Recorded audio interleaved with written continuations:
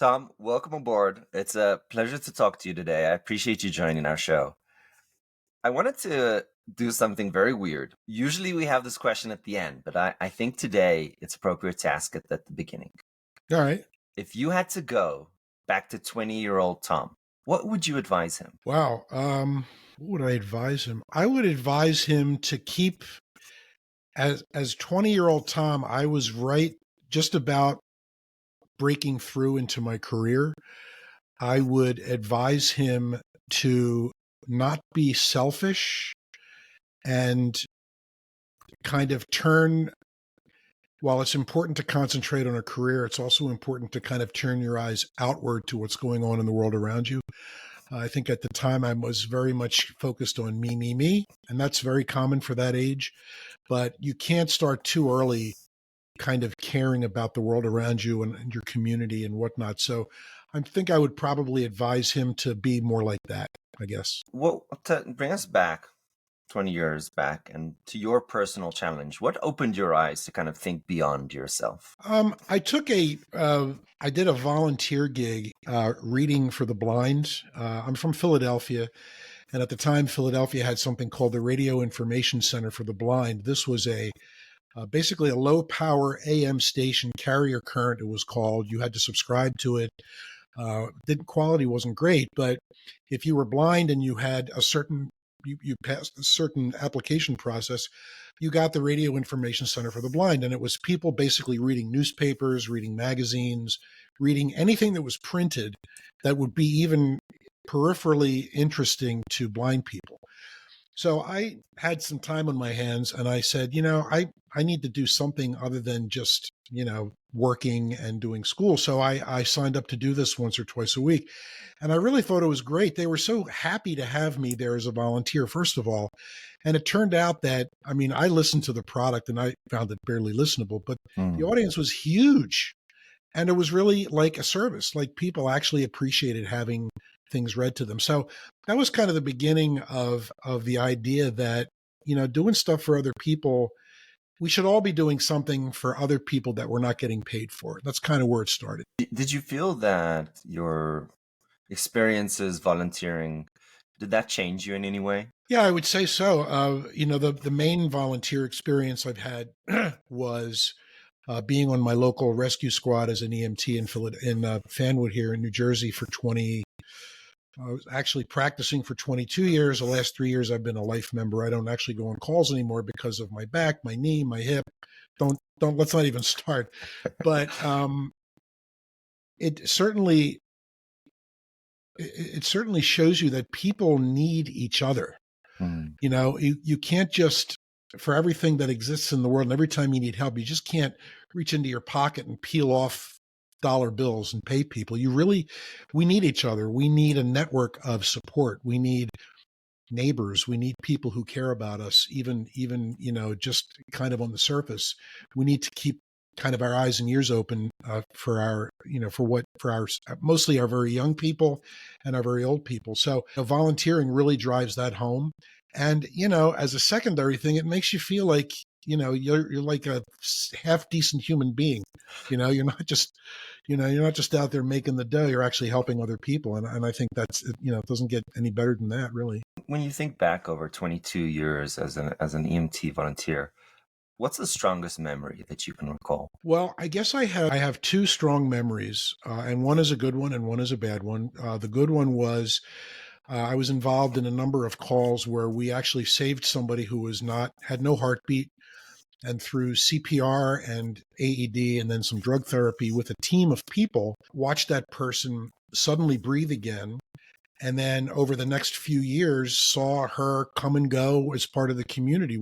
She got back to her normal life, and she was older to begin with, but she had another good 8 years of life with her husband and her family. And that was really cool. When she finally did pass away, she was in her early 80s. I went to her viewing. Uh-huh. And her family was there, and they said, we really appreciated the fact that you gave her 8 more years. It wasn't just me, of course, it was a team. But that was pretty much a high point, and that really drove home to me why I went and did that in the first place. If you can help one person.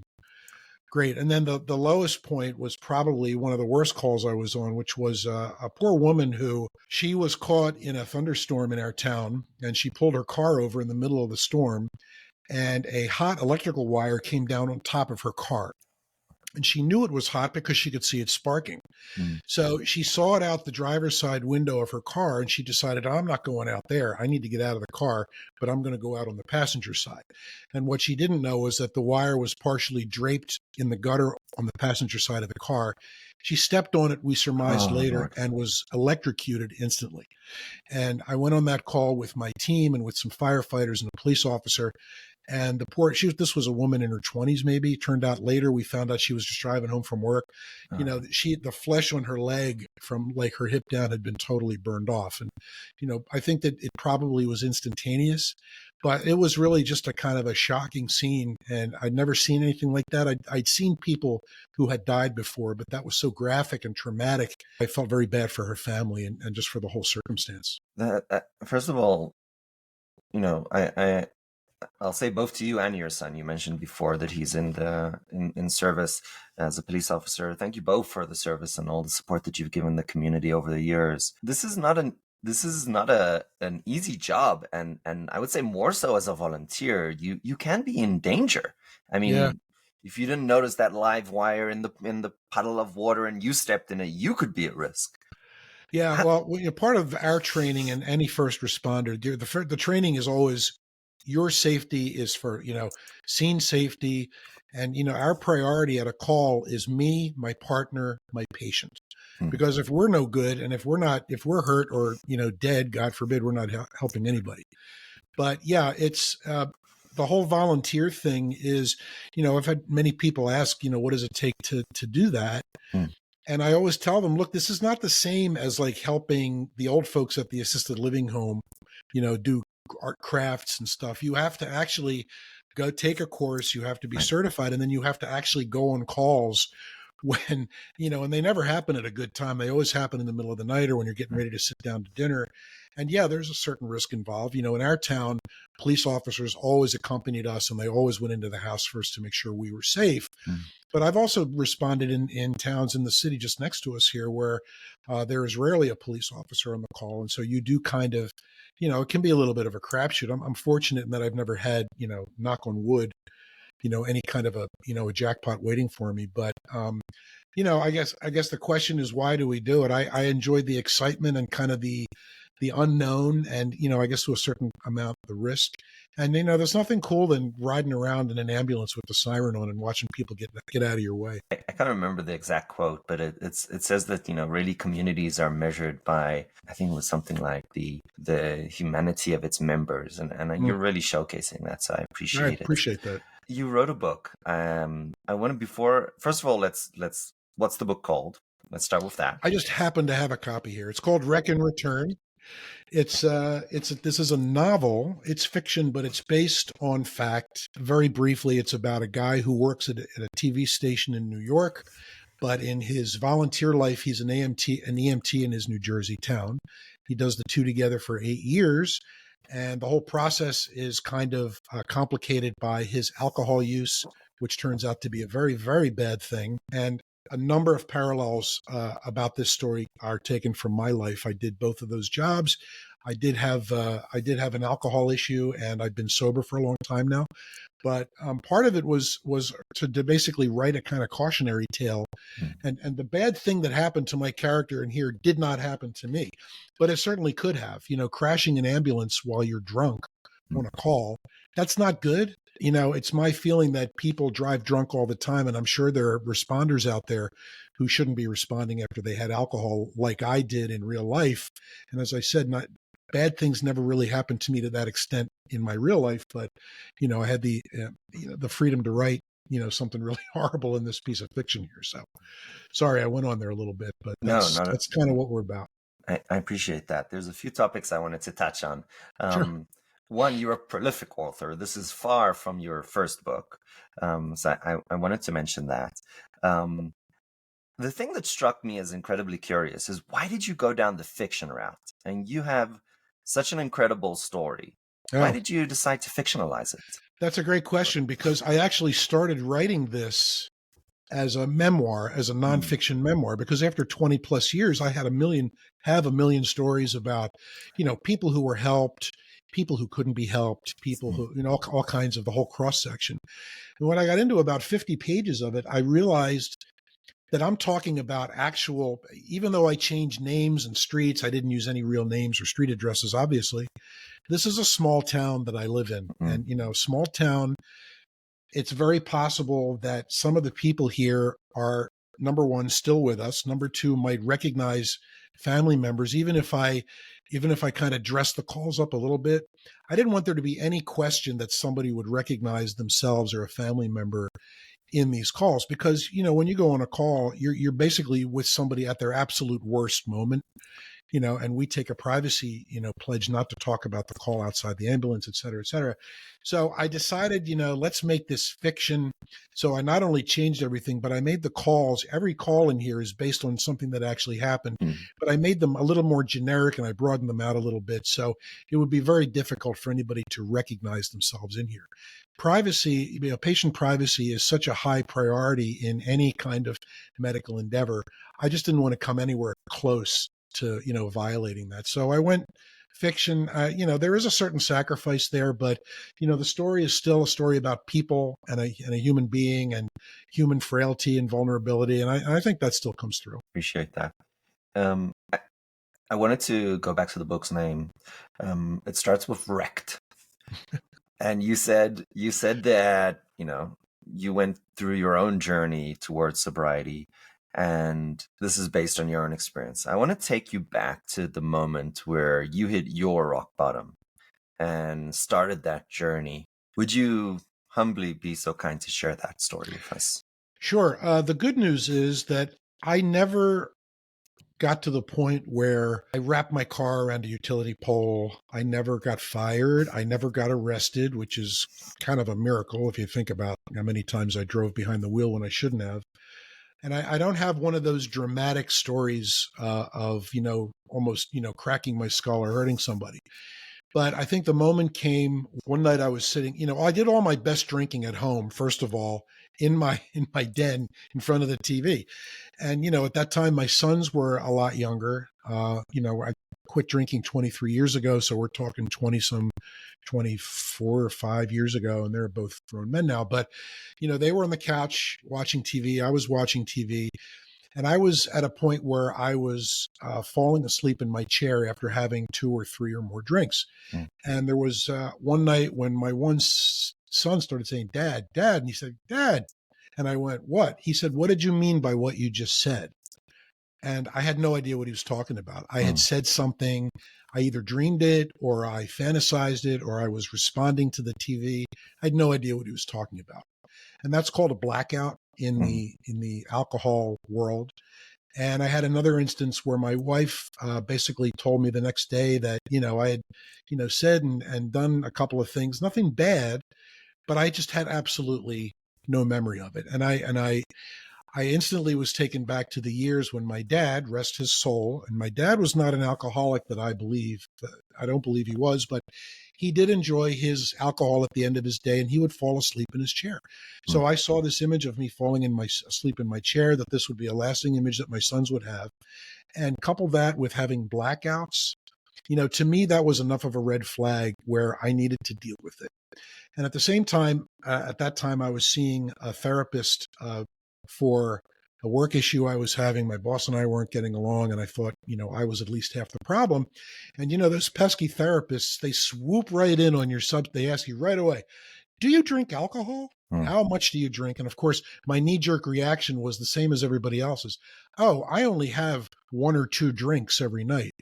And somebody who's been to many drunk driving accidents, that's the same exact answer that a drunk driver always gives you. "Oh, I only had two beers. Oh, I had two wines." mm, So I saw this happening in myself, and she was able to actually have me look in the mirror and say, "I want you, when you come back next week, tell me how much you really drink every night." So the combination of those factors really kind of came to a head when the night of July 3rd, 2001, I ran out of vodka, and instead of running to the liquor store, I said, "All right, let's not run to the liquor store. Let's have a mm, glass of plain tonic on the rocks. And that's what I did. And I did that one night, and I woke up the next day and I wasn't hungover and I didn't feel bad. And I said, let's do that another day. Suddenly 2 weeks went by. And after that, it was kind of history. The first 2 weeks were hard. And after that, I never looked back. So that's my very long story to your very simple question. I appreciate that. I wanted to ask about this gray line between understanding that you have a problem versus don't have a problem. Is there a simple answer to this that, it's a certain number of drinks, it's something that happens? Do you have to hit rock bottom? Is there so much many more of us that are on verge of having a problem and they just haven't hit it? What's your opinion in regards to consumption of alcohol and other recreational drugs? Sure. I found out I subsequently went to AA meetings for a couple of years. The only person who can really say you're an alcoholic is you, right? Other people, and I've seen this in other people who drink a lot, and I did watch my dad over the years. When your drinking starts affecting in a very real way the people around you, the people you work with, the people you love, and when your own behavior starts becoming erratic and dysfunctional, that's kind of when you need to start paying attention. You can go online there's every AA website has this little mini test you can take. There's I think there's 10 questions. If you answer, I think, 4 of them yes, supposedly you're an alcoholic. I've known people who've had alcohol all their lives, and they've lived productive lives, and they haven't hurt anybody and they haven't hurt themselves. They just, they know they like to drink and they get drunk and they do that in private, and the next day they, go on.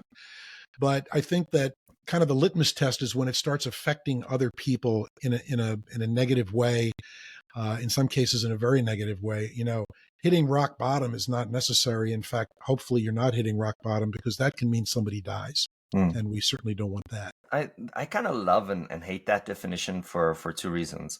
One, because it's kind of like the mental illness, right? You're not mentally ill as long as you're okay, you're doing well, you're not hurting others.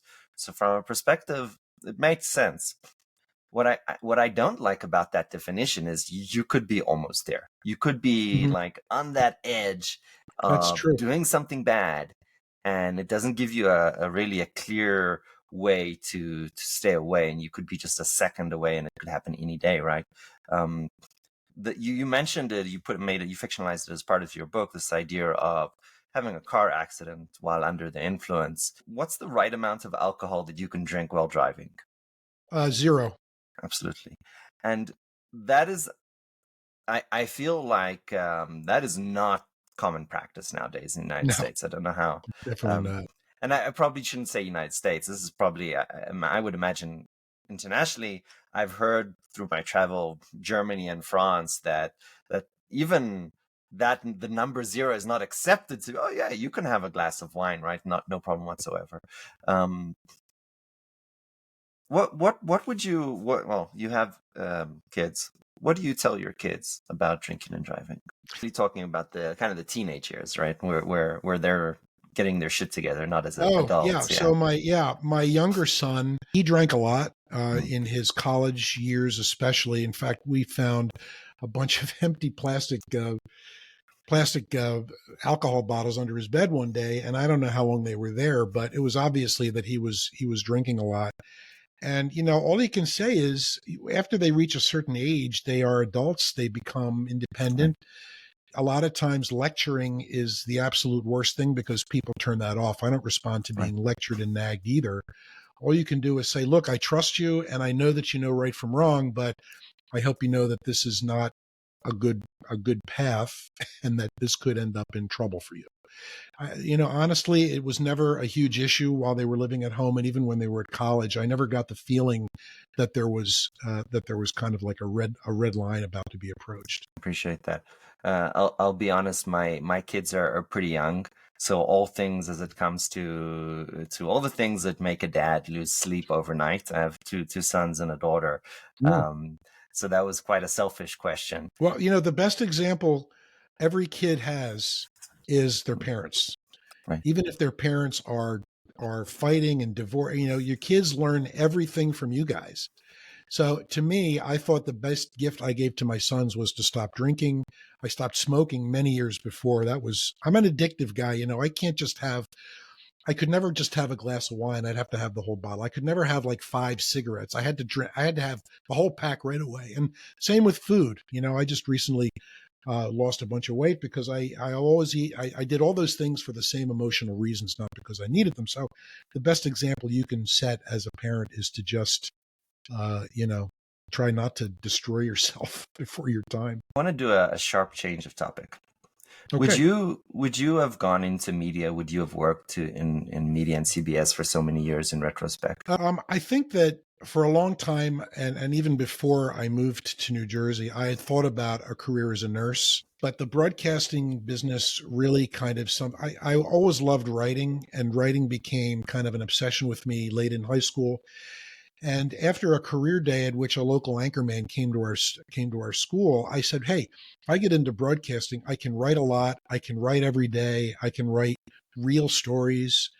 And that just kind of appealed to me. I don't think that I ever regretted getting into it. I regret things that happened along the way, like getting fired a couple times. But I always thought that a medical career, not as a doctor, but as a nurse, would have been something that I would have been really good at. I did look into it. It would have required a complete change and a whole new path at school and money and all this stuff. And because I'm basically a lazy person, I decided, now I'll just do what I'm doing. I'll call you out on that one. I don't think lazy Well, people, volunteer as EMTs. What were your challenges in your broadcasting career? And also what kept you going? sure. The challenges in any nation where there's a free press is maintaining a free press. And for a journalist, that means really striving to tell the truth, no matter what it takes and no matter who you piss off, essentially. That becomes very apparent during things like presidential campaigns, as we all see. Anytime there's this going on, you're going to have one side who blames the press. That's certainly the way here in the United States. If a political figure Or doesn't like, both? yeah, that doesn't like the way things are going, one of the knee-jerk reactions is to blame the media. So it's always a challenge to not only tell the truth and to find the truth and find people who will tell you the truth, but then maintain that. Forbes magazine does a yearly of the most reviled and least respected jobs in America, and the last one is always like journalist, and the second to last one is like a lawyer, Right. right? Or no, an elected official. That's right. And I've been both, right? So I've been an elected councilman in my town and a journalist, and those are both, right down here. So that's an ongoing challenge, and it's getting harder and harder because news agencies in America and I think elsewhere, they're doing more with less. They're hiring younger people. They're getting rid of more experienced people. They're getting rid of layers of editorial checks. So, you have to kind of, as a news consumer, be really kind of cognizant of where you're getting your news. Social media should be your last choice, a more established company. But even there, you often have the danger of a story going right from some person's laptop right out into the world when there should be at least one or two levels of editorial judgment there. We So those tend are the challenges is it's kind of ongoing, and it's kind of a big answer, I guess. I want to dive into this thing. I think many of us feel incorrectly that fake news is a new thing. Yeah. I would argue that is completely untrue. Fake news is not a new thing. However, I would say the advent of social media in the last 15, 20 years has really emphasized how much fake news there is out there. Social media changed everything. So let's Yeah. dive into that a little bit. I think most people don't think about this, but Craigslist really harmed the investigative journalistic industry. What was the big revenue source for newspapers back in the day? The big revenue source has always been advertising. Right. And sustaining advertising, not just a little guy who places an ad this big, but the Ford Motor Company that places full page ads over the course of a year. So what happened is that this revenue basically dried up a little bit slowly and then all at once when Craigslist came along, when Google came along, Yahoo came along. So journalists have a do not have a certain pain spot for all these tech giants, because really they've taken away all these revenue sources. Now newspapers across the world are finding it much harder to be funded. You see them doing a lot of things that are much more, let's say, populistic, and not using a worse word. Um, has this had a lasting impact on communities in the United States and around the world? Or is it like, who cares? So the ads go to Google, the ads go to newspapers. Who cares? Does it matter? I think it definitely matters. In my community here in New Jersey, excuse me, we have one local newspaper, and it's a weekly, and it covers 7 towns because the owner needs to get ads from 7 towns to keep the paper printed. And they have, I think, one full-time reporter and a couple of part-time reporters. And they have scaled back their coverage, to try to stretch those few people out to cover many different towns, which, some communities have no newspaper anymore at all. They have an online news presence. And most of the time, I think maybe not most of the time, a huge plurality of that time, those news online entities are news aggregators. They take stories from Right. the AP, from USA Today, from wherever they can get them, and they put them up there, and there's little, if any, original reporting. So I think that local communities are suffering because just getting the news about what happened at your council meeting, I live in a community where people work. They can't get to the council meeting because most of them are coming home from work at 7 o'clock at night. So they actually depend on either streaming it on Facebook or reading about it 4 days later in the local paper. But I think it's a tremendous liability for communities really around the world that no longer have a viable newspaper, that can't afford to print because they don't get enough revenue. And then, kind of these online sources that, again, they're so revenue driven. It's all about getting the ads. It's like the news is almost secondary. So as a news consumer, you really have to shop around. It's like buying a refrigerator. You have to check different sources in different places and check ratings, and you have to work a little harder now to get, actual news. You mentioned this topic of bias in in news sources. Can we trust any one newspaper or news outlet? I just had this conversation with a very good friend of mine who found online somewhere there is a meme it's a survey of like all the known news agencies, and it makes a little graph with far left on the left, far right on the right, and in the middle is supposedly the unbiased. And this person who did this piled all these news agencies in all these different columns. I'll tell you what I told my good buddy Don. News gathering and news reporting is a completely human process. Mm. No matter how much techniques there are out there and technical know-how, it still comes down to the people who are gathering the information, writing the information, and presenting the information. And I think we can all stipulate as humans that we all have biases of all kinds, and we bring them wherever we go. As an old school journalist, and I went to journalism school, and and this meant a lot to me. And I'm hoping that it's the same thing as taught in journalism schools today. Sometimes I wonder, the whole idea of leaving your biases at the door and trying to report things as fairly and honestly and as two-sidedly as possible is what it's all about. So the answer is, who do you trust? That's really a kind of a trial and error thing. But what I told Don is, don't trust pretty much anything you see. Be suspicious of anything on social media, period. And start first at recognized, longstanding news organizations, the New York Times, NPR, the CBC in Canada, Reuters. There are local newspapers, the Philadelphia Inquirer, the Los Angeles. I mean, those papers have suffered too, but start with kind of the name brand people. And, some of these people have the reputation, some of these papers and news agencies have the reputation of being liberal or conservative. Right. I'd have to say that they all have editorial boards that express opinions as the board. Mm. But by and large, I really think that newspaper reporting and reporting by the traditional, hardcore, old school media in the United States has been pretty good. My dad used to say that the only way to get the truth was to read multiple sources. Absolutely. There is no one newspaper there that is Totally. fair and balanced. Um, Yeah, and I hope people do that. I have a feeling most people don't do that. They put Fox News on and they leave it on all day, or they read, the New York Post, which I personally would use to stick under my dog when he goes and does a number two. But that's just me. But this people tend to listen to and read what they believe. right. I think that's such an interesting thing because we used to kind of buy into our own dog food by reading a certain newspaper or a certain editorial that we knew was kind of regurgitating. It's a very human thing to want Yeah, to hear the things that support our belief system. It's actually an incredibly difficult thing to proactively decide. I'm going to challenge the things that I believe in. Are they true? Are they right?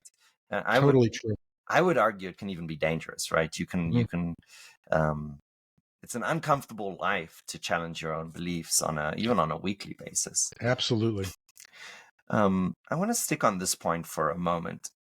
Do you think that's important for us in the United States specifically to challenge our own beliefs? Yes, I do. And, for all the reasons that you just stated, which basically is that it's really hard to do that as humans. Our nature is to stay in our tribe. But all you have to do is look at what's happening politically now. We're not going to get into a protracted political conversation, but I think that in the last few years, we've seen people kind of choose sides more than they ever did. Right. I remember when, Republicans and Democrats, you could disagree, but you didn't hate each other and you didn't threaten to kill each other. Now that's actually happening. So I do think that's a problem, and I think a lot of it comes from that whole human instinct to kind of stay with your own and kind of Right. protect your own. And it's a shame. I just wish that more people who watch MSNBC would occasionally tune into Fox and vice versa, and just kind Right. of get a little bit of the other side to try to walk in those people's shoes at least for a minute. I think the moment in time where I kind of woke up or became aware that there is a real problem is when I was talking to a um, this person that used to live in our area. Her son was in our kindergarten with my son, and the way she introduced herself was, "Oh, do you hate Trump too?" Ah, oh man. And I didn't know, I didn't know how to respond to that. And her Yeah. follow up to that was, and oh, don't worry, we have nobody, no, and I was like, that doesn't feel right to me. Yeah, That that's feels. toxic, man. And she's teaching that to her kids. I want to ask you a question. Is this just a small thing, and we shouldn't really care about this? I would almost call it breakdown in our ability to talk to each other in the United States, or is this a real problem in your opinion? I think it can be a real problem when you look at other places in the world where people of, different tribes, I just use that word very broadly, but, when you look at the Middle East, always comes to mind because they have intractable problems there that just seem like they're intractable. I think, in the United States, I keep hearing people who claim that, a civil war is possible. I don't know that it's ever going to get to that. But I think that it's a dangerous time, and that we saw on January 6th a couple of years ago that we came pretty close to that, and we saw what was possible.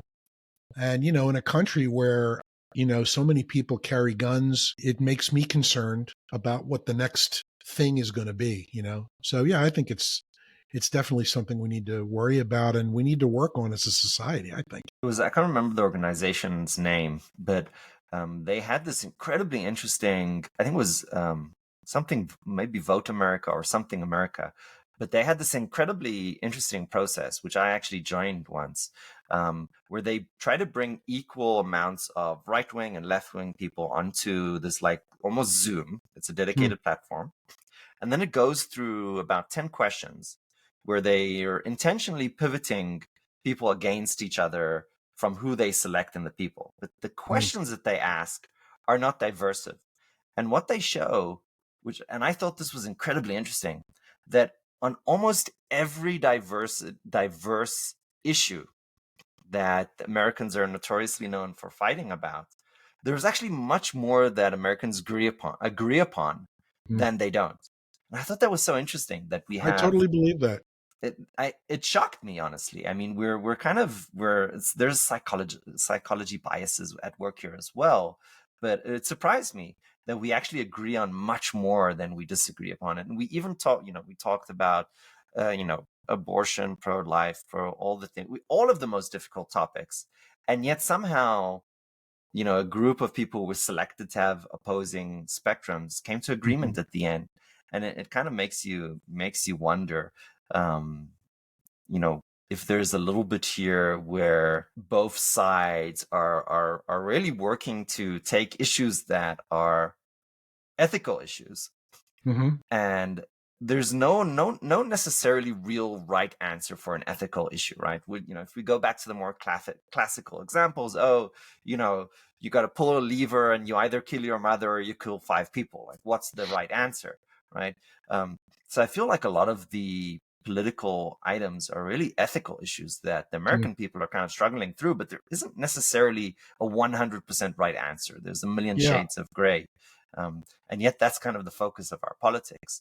So I, Well, I thought that was really interesting. I agree with you there, and I also think that calls into question polling. Mm, We're subjected to all these polls every single day.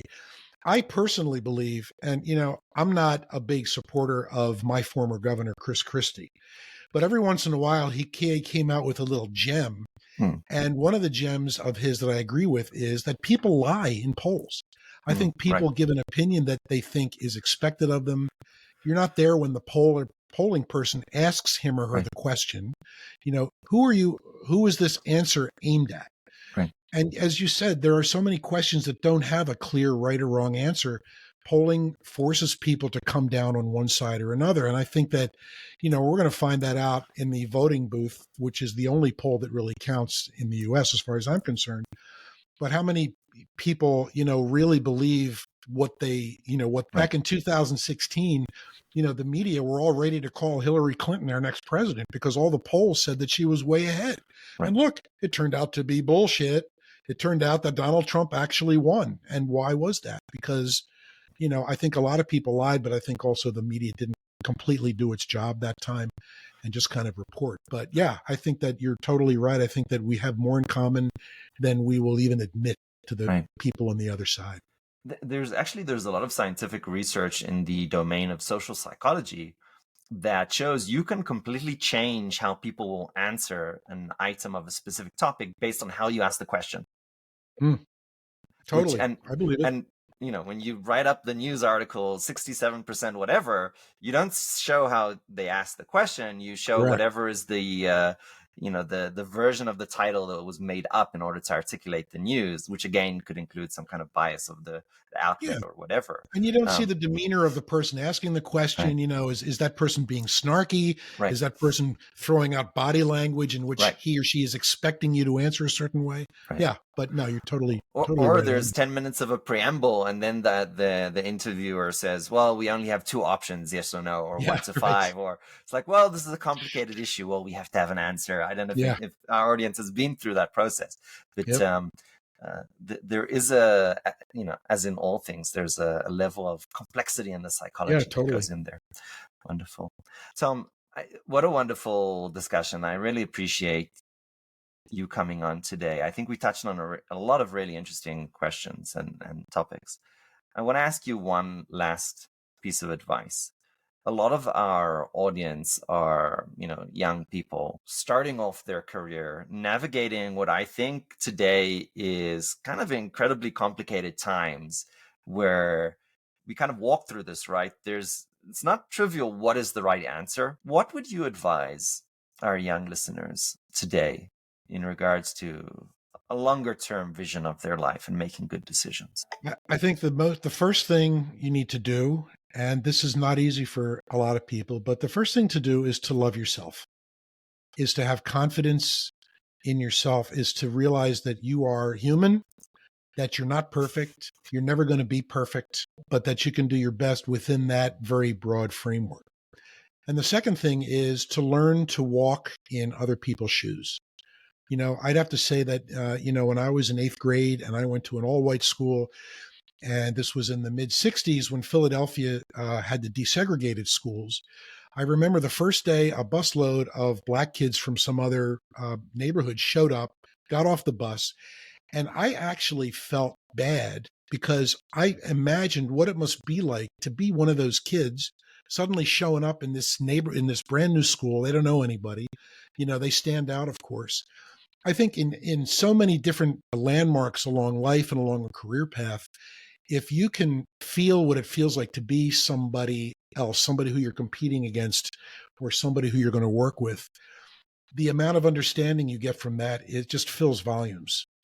So I would say love yourself and try to imagine what it's like being the other guy. I love that.